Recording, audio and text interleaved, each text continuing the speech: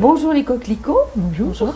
Donc à Canal Pourpre aujourd'hui, on a Fabienne Lafont qui se présentera après, et puis Nelly Rintaud qui se présentera également, qui sont à l'origine pour la Dordogne Sud du mouvement Nous voulons des coquelicots.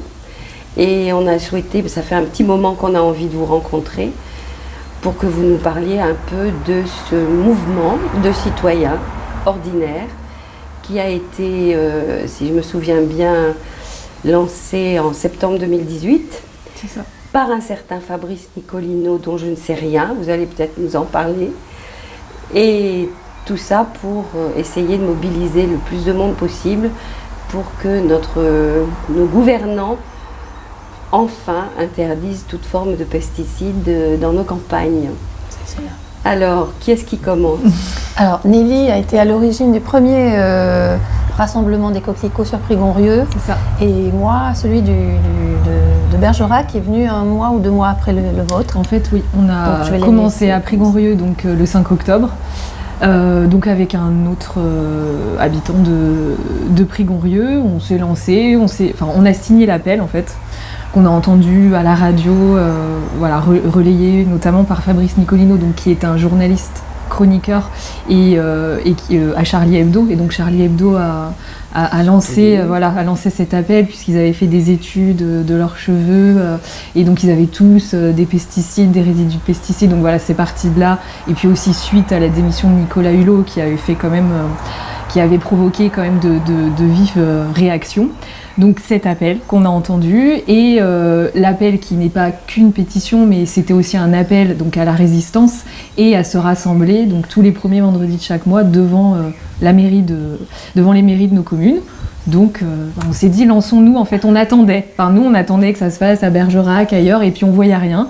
Eux, on s'est dit allez, on se lance à Prigonrieux, donc on l'a fait en octobre, on l'a fait en novembre et on l'a fait une dernière fois en décembre, mais déjà en décembre on avait des liens, des contacts. On avait déjà créé des liens avec le mouvement plus étendu Sud Dordogne, donc Bergeracois, Molière. Et là, j'ai vu que le 5 avril, il y avait un appel pour la force. C'est ça, tout à fait. Pas devant la mairie, mais devant le CIVOS. Oui. Et que vous associez des élèves de la SECPA du collège qui vont semer des graines de coquelicots. Alors c'est pas eux forcément qui vont semer. Alors l'idée, en fait, on a tous... on va dire le noyau dur des coquelicots a fait appel, a envoyé des mails aux différentes mairies donc, de nos communes, moi Prigonrieux, d'autres à Bergerac, à la Force. Et il s'avère que la Force, pour nous montrer leur soutien, ils nous ont laissé un espace. L'espace qui est donc situé juste en face le collège, qui est un super grand espace. Du gymnase. Oui, voilà, juste à côté du gymnase. Très très grand espace, mais nous, pour le moment, on se limite, on va dire, à un carré quand même assez large, mais quand même un plus petit carré, pour semer des graines de fleurs sauvages, notamment coquelicots et autres, qui représentera une action symbolique pour nous. Et des plants. Moi, j'ai fait des plants. Voilà. Et aussi, symbolique et en faveur de la biodiversité, de la préservation de l'environnement, donc qui sera affiché Nous voulons des coquelicots, mais qu'on veut aussi dans un projet un peu plus global, qui doit évoluer, donc mettre hôtel à insectes, etc. Pour faire vivre ça. Donc je me suis mise en lien avec le collège et pour le moment on en est à OK, on veut bien s'associer, mais ce sera peut-être pas sur le 5 avril, mais peut-être après pour l'entretien. Dans la durée. Voilà, dans la durée, puisque ça pourra grandir. C'est ça, parce qu'on avait décidé avec Kamel, parce que c'est avec Hélène et moi au départ sur Bergerac, Hélène Lehmann et Kamel Dimbry, on a commencé à vouloir que ça existe sur Bergerac et on s'est associés. Et il a proposé, lui, qu'on fasse une itinérance, c'est-à-dire qu'au lieu de rester chaque mois faire un rassemblement devant la même mairie, etc., qu'on fasse une itinérance dans le sud de la Dordogne, donc qu'on visite plusieurs mairies. Et en fait, ça a pas mal pris, puisque à Bas-de-Fol, il y avait pas mal de monde, ça s'est fini chez le maire. Même Martin Slaguy, c'est quand même... Bon, évidemment, c'est aussi des mairies qui sont sympathisantes. Et sympathisantes. À Faux, ça a été très chouette aussi, avec l'intervention de la troupe, la Ligue pour de l'improvisation de la Dordogne. Voilà, et puis donc la dernière, c'était à la Biocop, à Bergerac. Bon, là, la force, mais il y en aura d'autres. Oui, il y en aura d'autres. Oui, on vous a regretté à Tapage le 8 février parce qu'on a passé le film passionnant de Marie-Monique Robin qui était là grâce à Brigitte Allain, à qui il faut rendre hommage pour un grand geste. Hommage. Et ce film, justement, en particulier, il y avait dedans, donc c'était un procès, un vrai procès, mais pas dans un vrai tribunal, qui est monté contre les Monsanto et les pesticides. Et j'ai vu, il y a 2 témoignages, par exemple, de mamans d'enfants qui ont été touchés par une Argentine et une fille qui est du côté de Lyon, je crois.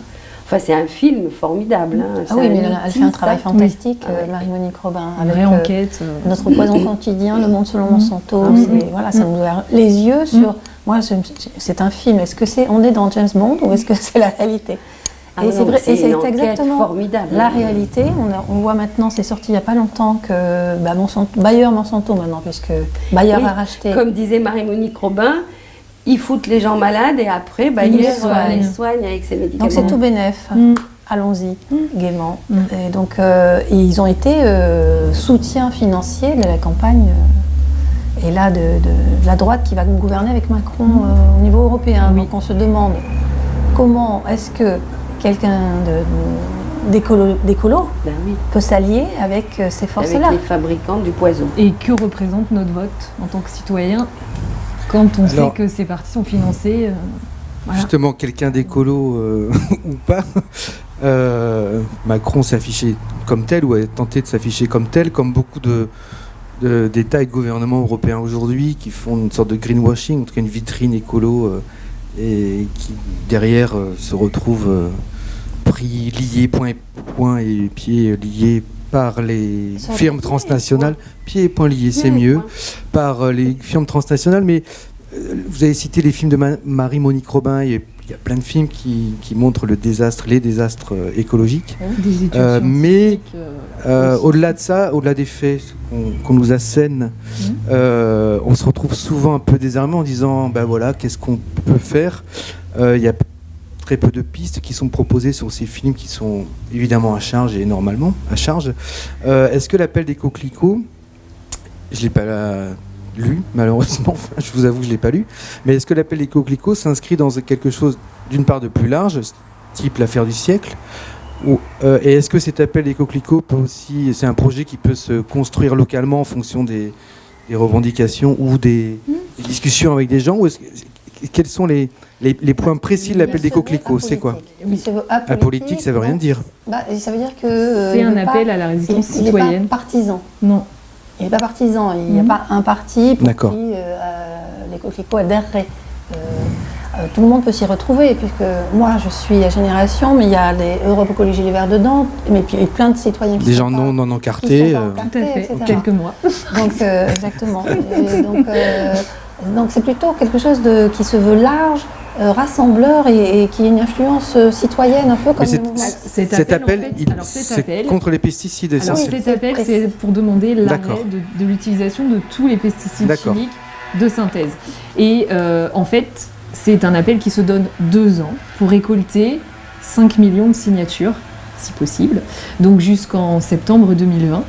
Et fort de ces 5 millions ou moins de signatures, on est déjà à plus de 572 000 signatures. En ligne, sans problème. Voilà, vous pouvez signer en ligne, imprimer des feuilles de signature, faire signer les gens autour de vous.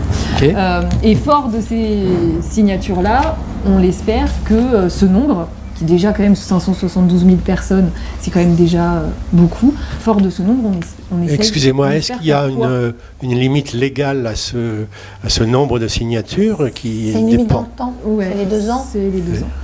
Pourquoi les 2 ans? Est-ce que dans la législation française, il y a un seuil à partir duquel je pense à la Suisse par exemple, où c'est comme ça? Oui, mais c'est pas lié à ça. Il n'y a pas de seuil en France? Non, pas. Non. Je crois pas, parce qu'il y a des millions là pour l'affaire du siècle.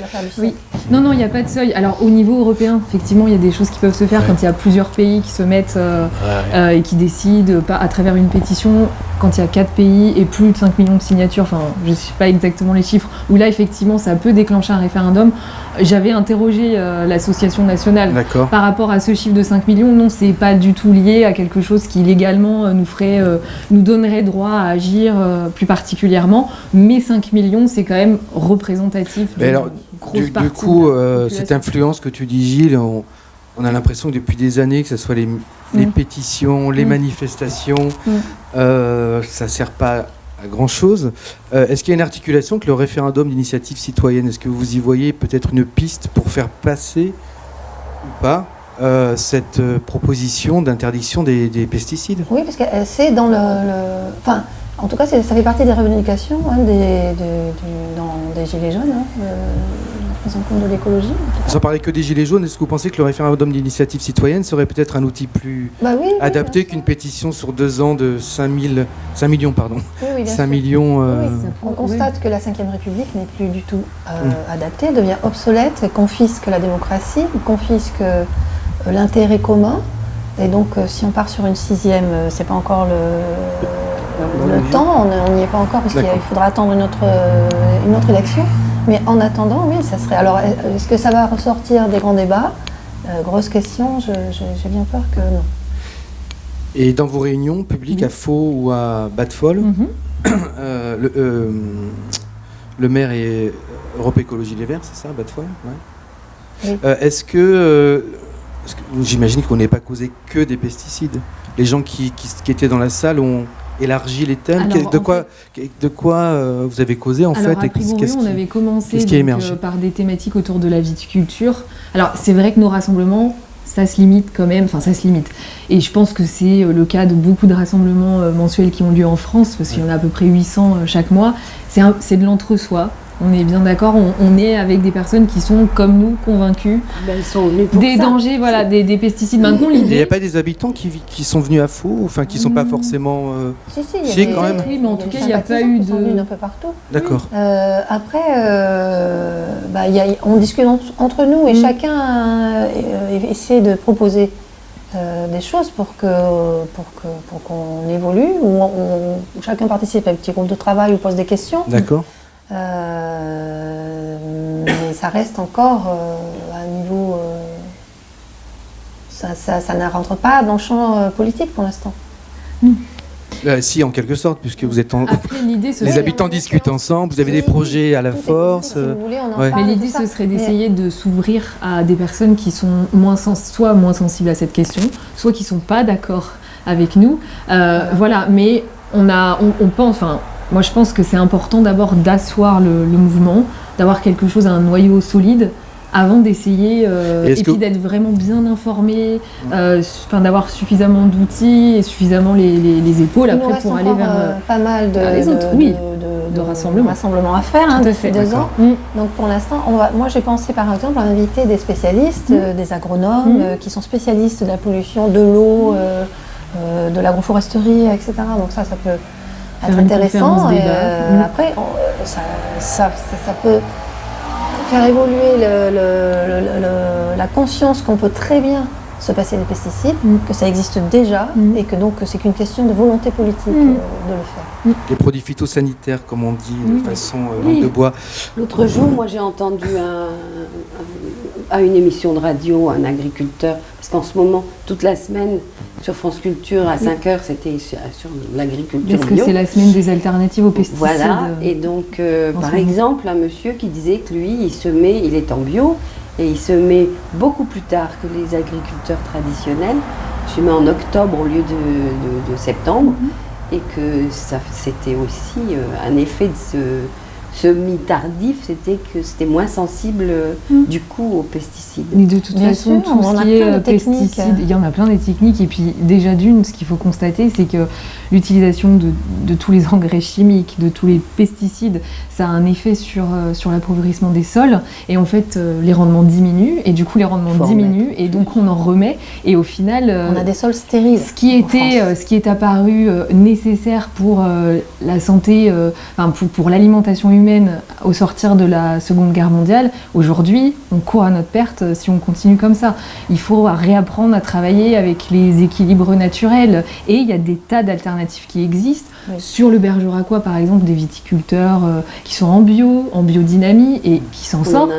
Et qui vivent des maraîchers, des maraîchers, des céréaliers, on en a pas mal. C'est ça. Il faut se remettre à l'esprit qu'avant l'utilisation de pesticides, comment on a fait pendant des siècles, que aussi l'alimentation générale de la planète, elle est fournie en 67% par des petites exploitations.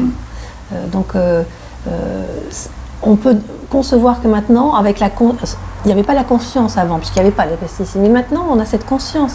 Et puis l'outillage formidable, on a des drones, etc. On peut utiliser ça pour faire une agriculture efficace et propre. Attends, qu'est-ce qu'ils feront les drones? Ils peuvent... moi je les vois balancer des pesticides, mais ils peuvent voir les semer, par exemple. Oui, voilà. Ils peuvent semer, ça évite que, si c'est un drone qui sème, ça évite que on tasse les sols avec les gros tracteurs. Quoi. Ah oui, d'accord. Ouais. Il y a des robots désherbeurs.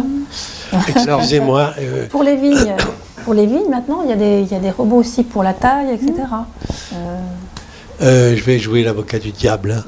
Qu'est-ce que vous répondez à l'argument qui dit c'est vachement bien tout ça, c'est super, il en faut, mais c'est que dalle par rapport à la situation réelle de la planète, c'est-à-dire c'est, je sais pas, 20% contre 80%, ou voilà, l'action individuelle, le militantisme, l'activisme perso, c'est vachement bien, mais la situation est tellement catastrophique que ça ne changera rien parce que la catastrophe est déjà là. Ça ralentira la catastrophe. Et déjà, on peut s'intéresser aux politiques qui ont des programmes qui s'intéressent à la question sérieusement, au niveau national et au niveau européen, mais surtout européen. C'est pour ça que les prochaines élections européennes sont hyper importantes, là, parce que c'est l'occasion de pouvoir changer les politiques de la PAC qui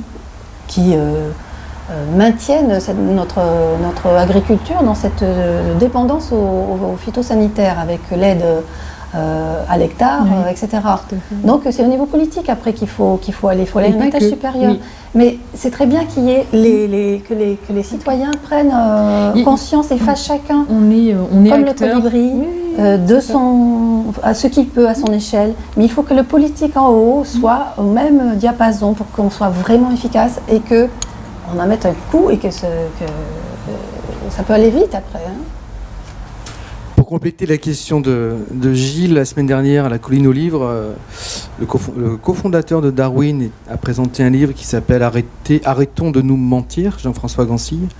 En gros, dans son livre, il dit « Bon, stop, c'est bien gentil tout ça, mais il faut arrêter de se mentir », d'où le titre de son livre. Et il prône une action beaucoup plus radicale d'activisme pour lutter contre ce système capitaliste qui est à l'origine en fait des déprédations environnementales et en gros capitaliste. Je crois que la révolution industrielle a quand même bien oui, mais été... le capitalisme, ça, c'est beaucoup plus ancien. Tout n'est pas bon, pas mauvais. Ok, bon alors donc le radicalisme, l'activisme qu'il prône, lui a aussi fait partie des militants entre guillemets non violents ou des actions.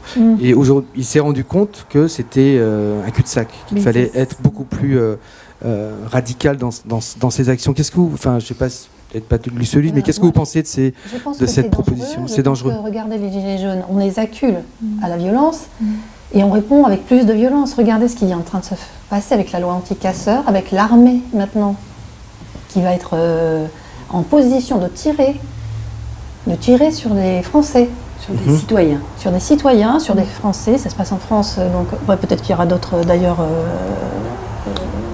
personnes qui viendront soutenir, parce qu'il y a un mouvement qui n'est pas que français. Il est aussi en Europe, en Pologne, en Allemagne. En Belgique.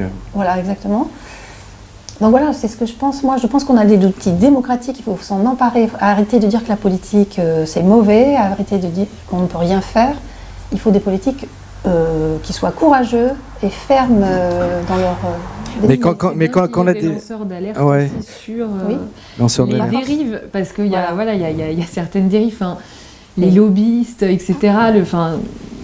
peut-être pas le capitalisme en tant que tel, mais enfin l'ultra-productivisme, le libéralisme à outrance, tout ça, oui, et quelque part, nous, enfin moi peut-être, en tant que simple citoyenne, je peux voir ça, je peux me dire que quel que soit le parti ou l'homme politique qui va prendre le pouvoir, finalement, il sera, comme vous disiez tout à l'heure, pieds et poings liés. Donc forcément, après, face à cet état de fait, on peut se dire que la radicalité ou la violence peut devenir la seule arme. Maintenant, moi non plus, je suis pas d'accord avec ça. Il y a quand même une énorme. Il faut le regarder quand même pas. Je ne considère pas que c'est un état de fait. Mais je pense qu'il faut quand même le regarder et l'entendre. Enfin, en tout cas, le voir et pas le nier. Cette forme de violence ou de radicalité dans les actions. Et la comprendre. On renvoie toujours le mot de violence à ceux qui agissent ou qui manifestent, mais la violence légitime, enfin, à mon avis, la violence légitime d'État n'existe pas, puisque l'État justement cadre par la loi, donc c'est pas de la violence, mais c'est quand même une forme de violence forte, comme ça, oui. Puisque la loi, par exemple, le fait qu'on se fasse élire en disant qu'on va stopper le glyphosate, et puis finalement on donne 3 ans, 4 ans, 5 ans, etc. C'est une forme de violence légitime, donc violence pour violence. Voilà, je veux dire, il y a une violence il peut y avoir une violence étatique très forte qui fait qu'on se retrouve confronté à des situations qui peuvent pousser. Alors, quand on parle de radicalité ou d'activisme, ça ne veut pas dire faire n'importe quoi, bien sûr, mais dire voilà ces actions. Vous mettez le doigt dans un engrenage, vous ne savez pas du tout comment ça va finir. C'est ça, et c'est pour ça que nous voulons débattre. Je pose juste le débat. Démocratique, justement, pour partager les. Les luttes ont été violentes au 19e siècle quand même, pour aboutir à ces outils. Justement, qu'il y ait des contre-pouvoirs etc. Et qu'on soit dans une démocratie. Mais il faut constater qu'on n'est pas dans une démocratie très aboutie encore et qu'il y a des progrès à faire. Il y a des progrès à faire. Alors. En même temps, je comprends ce que vous dites, et c'est vrai que les Gilets jaunes ont obtenu des choses parce qu'il y a eu des actions violentes, qu'un gouvernement a eu peur. Et je ne parlais pas que des Gilets jaunes, de façon générale. Entre guillemets, eux, c'est une action violente qu'on a sous les yeux. Oui, mais même l'activisme écologique, le terrorisme écologique. Vous voyez, on voit où ça nous entraîne, parce que l'armée va tirer sur des gens. C'est possible. Par exemple, je crois que c'est hier ou avant-hier, il y a des activistes écolos qui ont décroché les portraits de Macron dans les mairies et qui se retrouvent au tribunal pour vol d'objets, je sais pas quoi. C'est pas atteinte à l'image du président, donc ils se retrouvent au tribunal pour avoir décroché des portraits d'Emmanuel Macron dans les mairies pour juste alerter les citoyens du fait qu'il n'a pas tenu ses promesses. Voilà. Donc, ils vont se retrouver peut-être condamnés. Donc, il y a une forme de violence. Oui, d'accord. C'est une violence d'État. Voilà. C'est une violence d'État après. Donc ça, voilà, c'est une forme d'activisme un peu douce, on va dire. Ça, c'est qui est importante. La part entre un gouvernement qui est tenu par Emmanuel Macron et il y a d'autres formes de gouvernement. On est pluriel. Les élections, c'est pas Macron-Le Pen. Il y a plein d'autres alternatives. Ouais, justement, je vais me faire l'avocat du bon Dieu maintenant. Est-ce que vous avez des exemples encourageants? Parce que vous avez dit, les politiques vont prendre le dessus, il faudrait quand même qu'ils s'en saisissent. Est-ce que vous avez déjà des exemples, une expérience comme ça qui soit positive de ce point de vue-là? Des trucs qui ont marché dans le monde, en France ou ailleurs, je ne sais pas. Au niveau politique au niveau éco-politique. Éco-politique. Est-ce que l'écologie politique peut se réclamer, de quelques succès? C'est ça ma question. Oui, il y a des pays d'Amérique latine qui ont réussi à interdire les produits OGM. Nous, en France et en Europe, d'ailleurs, on a interdit les OGM. Donc, c'est la Norvège qui a réussi sa transition écologique. Même si les lobbies continuent à pousser pour arriver dans un sens ou par derrière, on a des lois justement européennes. C'est là où l'Europe joue pleinement son rôle de protection et qui a lutté contre les OGM, par exemple. Est-ce que l'inscription dans la loi, comme l'a fait la Bolivie, de cet acteur qui est la nature, est-ce que ça vous paraît quelque chose qui pourrait être une piste aussi? Oui, moi je suis pour. D'accord. Simplement. Pachamama.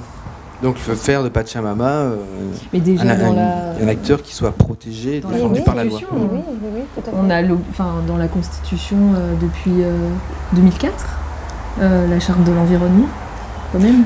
C'est une charte de l'environnement qui n'a pas de valeur probablement légale. Enfin, je veux dire, c'est pas qu'elle n'a pas de valeur, mais légalement. C'est quand même déjà une inscription. Et après, oui, effectivement, que ce soit contraignant. Mais de toute façon, tout ce qui est, si on se limite aux pesticides, les plans éco-phyto, etc., ce qui manque à tout ça, alors c'est déjà certainement, enfin, je pense, l'accompagnement et la réflexion sur d'un système, plus un système global, plutôt que de se limiter uniquement aux agriculteurs, mais vraiment sur tout le système depuis le début, depuis la base. Et aussi, peut-être, ce qui manque, c'est une forme de contrainte. Si les acteurs ne sont pas contraints par des chiffres, des quantités, etc., on ne va pas y arriver. Si on reste sur des déclarations de bonnes pratiques, de bonnes intentions, des contrats de solutions, comme là, le ministère de l'Agriculture vient de signer avec la FNSEA un contrat de solution pour sortir à moyen terme du glyphosate. Et on va vous dire que sans contrepartie financière, on pratique une agriculture raisonnée, et on constate chaque année que la consommation de produits phyto augmente. C'est bizarre. Vous avez cité Bayer Monsanto comme ennemi, en particulier quand on le trouve dans des soutiens de campagne électorale, c'est un peu embêtant. Est-ce que vous avez d'autres noms d'ennemis comme ça? La firme Bayer, ok, et il y en a d'autres.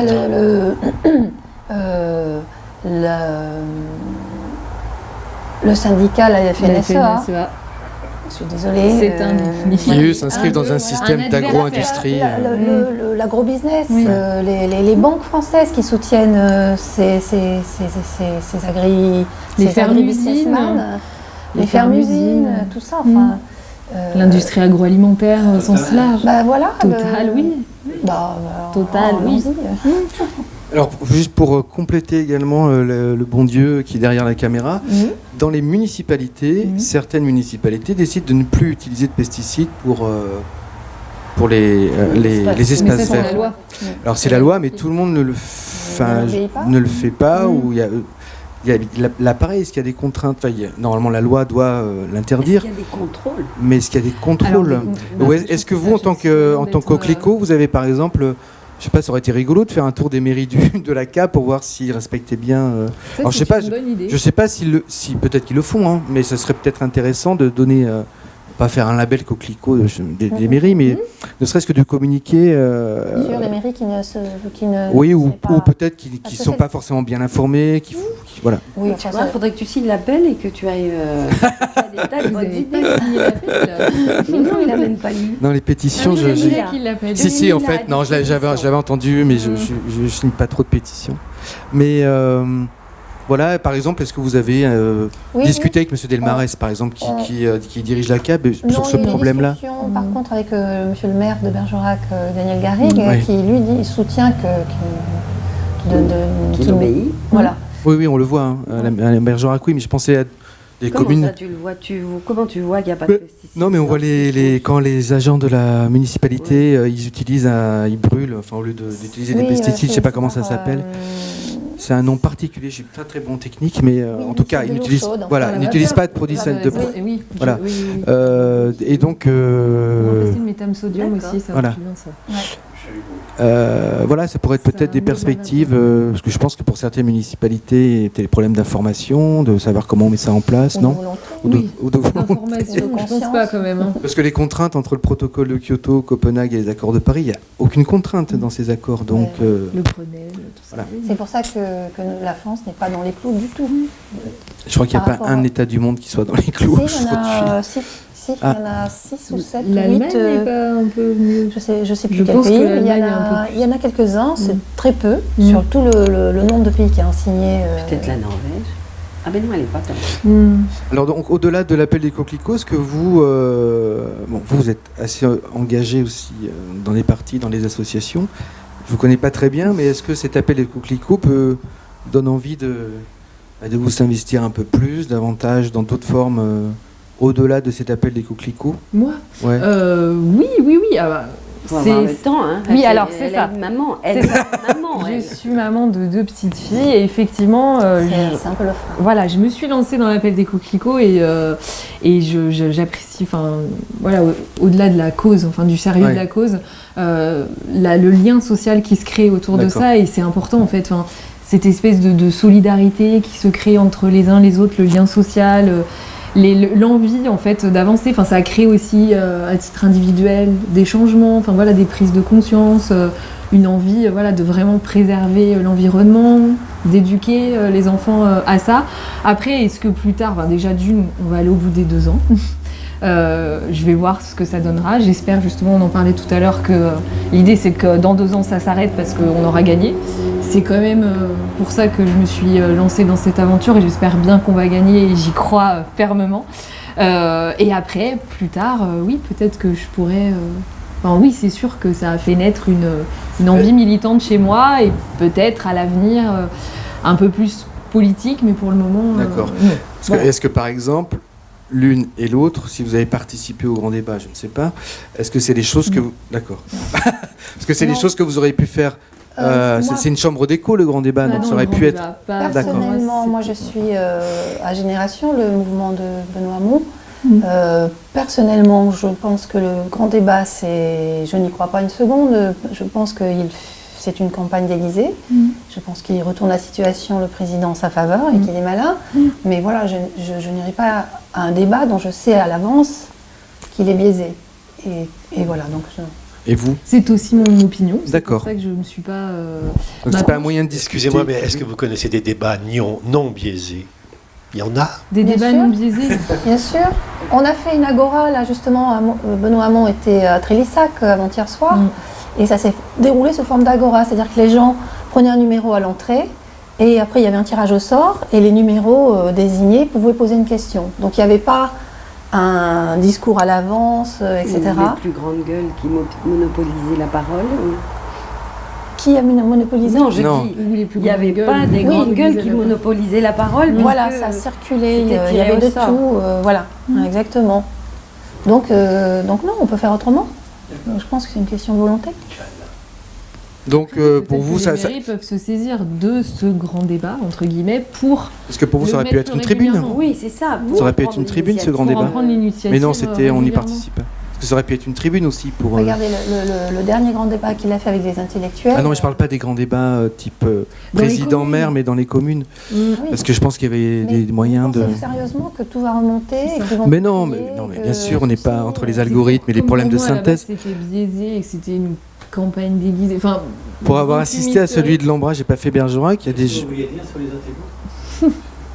intellectuels ? Qu'ils ont constaté que c'était une autopromotion de 8 heures qu'ils n'ont pas pu tellement partager, ni échanger, ni s'exprimer, et qui sont partis épuisés et déçus. Et beaucoup l'ont dit. Oui. Dont Dominique Méda, qui était là, qui est pourtant une intellectuelle philosophe de gauche et qui a été avec, je suppose... Bon, je ne sais pas s'il y a été avec conviction, en tout cas avec curiosité, et elle était très déçue. D'autant qu'on ne sait pas trop comment... Bon, là, je ne sais pas pourquoi on parle de ça d'ailleurs. Comment le choix s'est fait. Du grand débat. Ah non, mais oui, je vais revenir. On ne sait pas comment le choix s'est fait, et puis peut-être que certains ont refusé d'y aller aussi. Oui, donc je disais, je suis allé à celui de Lambra, et donc j'ai vu en tout cas des gens présents ont dit c'est la première fois qu'ils participaient à une réunion publique. Le maire de Lambra n'était pas non plus très acquis à la cause du grand débat. Mais ce qui a été intéressant, c'était justement cette discussion, on ne peut pas parler de débat, mais discussions qui ont eu lieu, cette rencontre. Et là, je me disais, tiens, d'ailleurs, quelqu'un est intervenu sur les enjeux environnementaux. Voilà, c'était juste c'est ce que disait Nelly, ça serait bien que les maires s'emparent de ça pour continuer à le faire vivre régulièrement. Comme tous les 3 mois, une assemblée dans les communes. Et que les gens viennent un peu faire des propositions. Une agora. D'accord. C'est vrai que ça, il y a longtemps que ça devrait se faire. Il y aurait peut-être moins de gens aujourd'hui qui diraient qu'ils sont invisibles, qu'ils n'ont pas la parole et qu'ils ne peuvent pas s'exprimer. Parce qu'au niveau de la mairie, ils iraient plus facilement.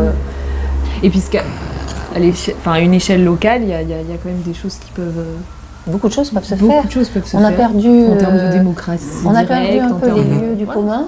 Les cafés aux campagnes ont disparu, les endroits où les gens se rassemblaient, les bals, les... Maintenant, ça a été les ronds-points. Bravo, eh bien, nous viendrons à Canal Court. Merci. Ça y est, elle a plus peur. Non, mais oui, les ronds-points, parfaitement, ont été des lieux du commun. Sont toujours des lieux, enfin plus ou moins, mais les ronds-points ont été des lieux du commun. Il y a d'autres lieux de commun qui se créent, heureusement. Qu'est-ce que je voulais dire? J'espère ne pas avoir mal compris, mais vous avez dit, dans 2 ans, on s'arrête. Donc, en gros, l'appel des coquelicots, c'est... On se donne tant d'années pour arriver à 5 millions de signatures et quoi qu'il arrive, on arrête. Alors, je sais pas, justement, ça... Pour l'instant, c'est assez. On va dire que comme il y a à l'échelle locale, on fait nos rassemblements, après au niveau national, l'association donne ce délai de 2 ans. Maintenant, eux-mêmes, peut-être, pour le moment, ne savent pas vraiment jusqu'où ça va nous mener. En tout cas, ça va durer 2 ans, ça c'est sûr.